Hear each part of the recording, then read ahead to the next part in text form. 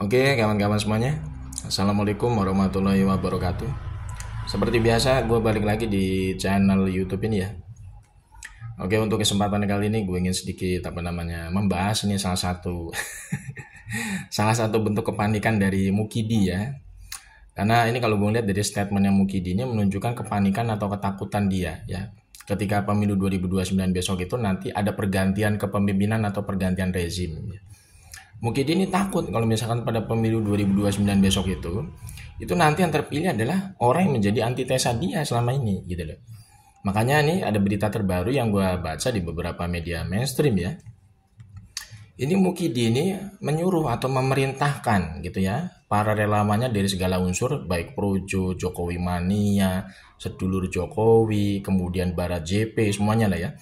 Orang-orang atau kelompok ormas yang mengatasnamakan relawannya Mukidi ini itu disuruh oleh Mukidi untuk mendukung Prabowo Gibran 2 periode pada pemilu 2029 besok. Berarti kan sebenarnya kita ngelihat secara kasat mata ya bahwa Mukidi ini takut sekali kalau ada yang namanya pergantian kepemimpinan pada pemilu 2029 besok. Karena nanti kalau misalkan 2029 besok itu terpilih adalah orang yang selama ini menjadi antitesa dia menjadi presiden ya. Makanya ini bisa jadi Mukidi ya semua kasus-kasusnya itu kan terbongkar habis secara hukum. Karena ketika orang yang menjadi presiden pada pemilu 2029 besok itu adalah orang yang menjadi antitesa dari Mukidi, ini pasti akan lebih mudah ya. Istilahnya mengadili Mukidi ini secara hukum beserta kroni-kroninya termasuk keluarganya yang memang diduga memiliki banyak kasus dugaan korupsi gitu loh. Nah ini kita ngelihat sebenarnya ya. Ketika Mukidi sudah sangat ketakutan kalau misalkan ada pergantian kepemimpinan atau pergantian rezim pada pemilu 2029 besok, ya otomatis nanti kan kita bisa ngelihat gitu ya, apakah masyarakat ini masih mau dikibuli oleh Mukidi pada pemilu 2029 dengan memilih anaknya lagi si Beler gitu ya. Ini kan tentu harus menjadi pertanyaan besar kita semua ya kan. Harusnya kalau masyarakat Indonesia mayoritas banyak yang cerdas, banyak yang masih waras gitu ya. Harusnya pada pemilu 2029 besok itu ya kita memilih capres itu yang menjadi antitesa dari Mukidi selama ini harusnya gitu ya. Contohnya misalkan Anies Baswedan ya. Kita sebut saja nama. Anies Baswedan adalah satu-satunya tokoh selama ini yang menjadi antitesa dari Mukidi sebenarnya. Makanya kalau misalkan Anies Baswedan sukses menjadi presiden pada pemilu 2029 besok, itu kemungkinan besar itu Mukidi dan keluarga dan kroni-kroninya itu bisa dibongkar habis ya kasus-kasus hukumnya.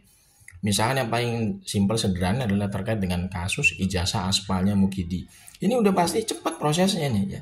Kalau misalkan Anies Baswedan pada pemilu 2029 besok terpilih menjadi presiden terpilih gitu ya. Otomatis itu kasus ijazah aspalnya Mukidi itu 1 bulan selesai pasti diproses. Dari kepolisian, kejaksaan sampai pengadilan. Pasti cepat. Karena ketika Anies Baswedan yang jadi presiden, ya beliau itu pasti akan mereformasi, ya namanya jajaran kepolisian, mereformasi kejaksaan, mereformasi terkait dunia kehakiman. Otomatis nggak bisa lagi tuh yang namanya orang menjadi kaki tangannya Mukidi gitu secara hukum. Nggak bisa. Pasti Mukidi itu akan lebih mudah diadili lewat kasus ijazah aspalnya. Kalau misalkan Anies Baswedan menjadi presiden.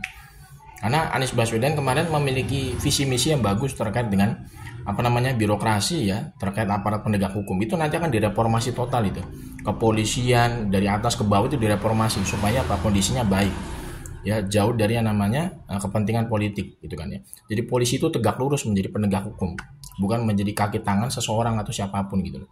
Kemudian kejaksaannya juga sama direformasi sampai lembaga kehakiman juga direformasi juga nanti oleh Anies Baswedan. Kalau misalkan beliau itu terpilih menjadi presiden.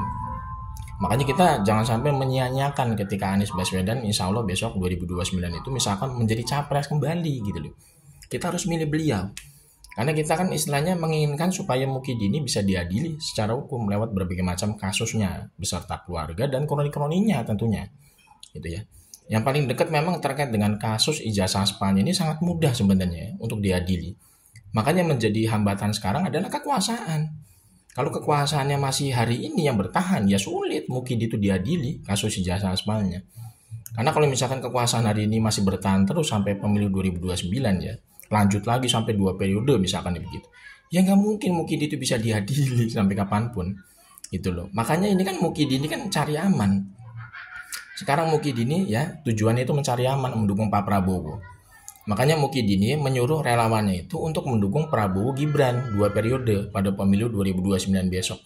Tujuannya cuma satu, supaya Mukidi ini aman dari kasus hukum, aman dari proses hukum gitu loh. Makanya sekarang Mukidi itu ya bertumpunya kepada Pak Prabowo doang memang, ya kan? Gak bisa dia bertumpu sama yang lain, gitu loh. Makanya ketika Mukidi ini mendukung Prabowo Gibran 2 periode, itu menjadi apa? Menjadi strategi licik sebenarnya, strategi culas dari dia supaya kasus-kasusnya dia itu bisa aman dari proses hukum. Kalau misalkan Pak Prabowo menjadi presiden terus, misalkan 2 periode gitu ya, kemudian apa namanya pasangannya adalah si Beler ya, otomatis kan Mukidi ini akan aman terus dari kasus hukumnya, nggak bisa diadili gitu loh. Kecuali di tengah jalan Pak Prabowo itu mendapatkan hidayah dari Allah Subhanahu Wa Taala, beliau itu menjadi presiden itu istilahnya sadar gitu loh bahwa beliau itu hanya dimanfaatkan oleh Mukidi di balik layar, itu kan untuk apa? Untuk mengamankan kasus-kasusnya dia selama ini ya. Prabowo langsung berubah 180 derajat ya, tegak lurus bersama konstitusi, kemudian menjadi presiden untuk menegakkan hukum, baru nanti lain ceritanya. Mukidi itu bisa diadili secara hukum dengan berbagai macam kasusnya gitu kan. Tapi kalau kita bisa berharap sih ya, kalau boleh berharap nih gue ya, kalau boleh berharap sih pada pemilu 2029 itu yang terpilih itu adalah Anies Baswedan yang jadi presiden. Kalau misalkan Anies Baswedan yang terpilih menjadi presiden pada pemilu 2029 besok, gue punya keyakinan, aku yakin 100%, Mukidi itu bisa diadili secara hukum dengan berbagai macam kasusnya, termasuk anaknya, mantunya, kroni-kroninya itu bisa diadili secara hukum. Dengan syarat Anies Baswedan yang menjadi presiden, itu aja.